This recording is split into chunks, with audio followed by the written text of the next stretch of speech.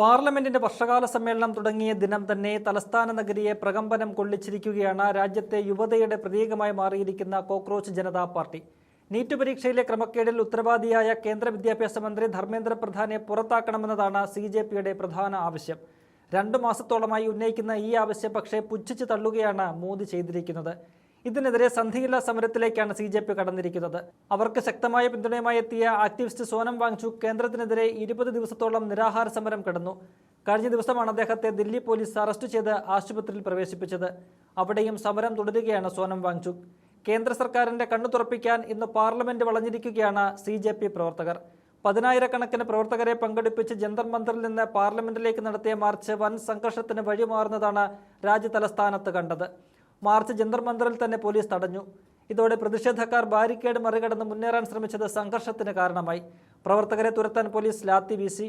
എന്നാൽ CJPയുടെ ആഹ്വാനത്തെ തുടർന്ന് ഉച്ചയ്ക്ക് 12 മണിയോടെ യുവാക്കൾ പാർലമെന്റിന് സമീപം തടിച്ചുകൂടി. റെയിൽ ഭവന്റെ സമീപത്ത് നിന്ന് മുദ്രാവാക്യം വിളികളുമായി എത്തിയ പ്രതിഷേധക്കാർക്ക് നേരെ പോലീസ് ഇത്തവണ കണ്ണീർ വാതകം പ്രയോഗിച്ചു. യുവാക്കൾ ഇരച്ചെത്തിയതോടെ പാർലമെന്റിലെ കവാടങ്ങൾ മുഴുവൻ അടച്ചുപൂട്ടി അകത്തേക്കും പുറത്തേക്കും പ്രവേശനം തടഞ്ഞു. മാർച്ച് തടഞ്ഞ പോലീസ് നടപടി ദില്ലിയെ യുദ്ധക്കളമാക്കി മാറ്റി.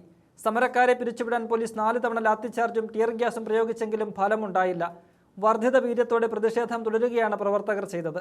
സമീപകാലത്ത് ആദ്യമായാണ് പാർലമെന്റിന് ഇത്രയും അടുത്തായി ഒരു സമരം എത്തിപ്പെടുന്നത്. ഇത് പോലീസിന് വലിയ തലവേദന സൃഷ്ടിച്ചു. സമരം കടുത്തതോടെ ദില്ലിയിൽ കടുത്ത ജാഗ്രതാ നിർദ്ദേശമാണ് നൽകിയിരിക്കുന്നത്. CJP പ്രവർത്തകർ മെട്രോ സ്റ്റേഷനുകളിലും പ്രതിഷേധവുമായി എത്തി.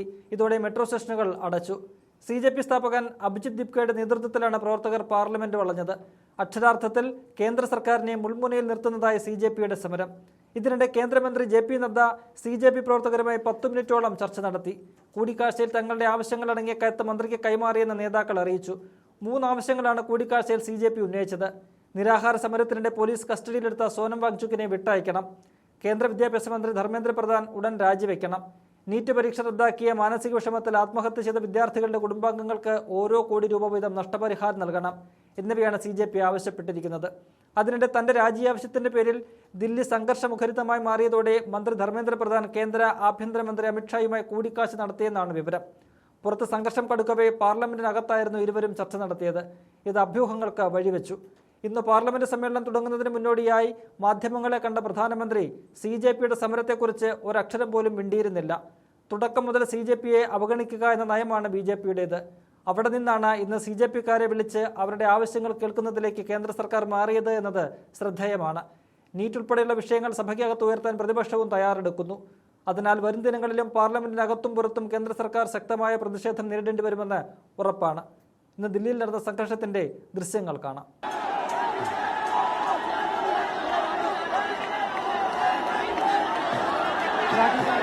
पुलिस वाले लाठीचार्ज न कर रहे, सारे लोग पुलिस वाले लाठीचार्ज न करे।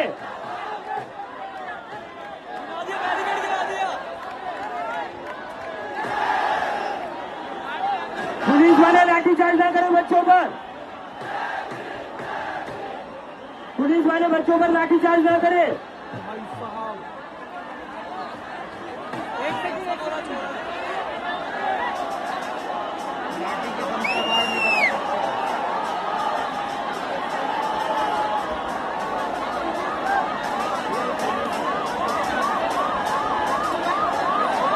एम्बुलेंस को जाने दीजिए, एम्बुलेंस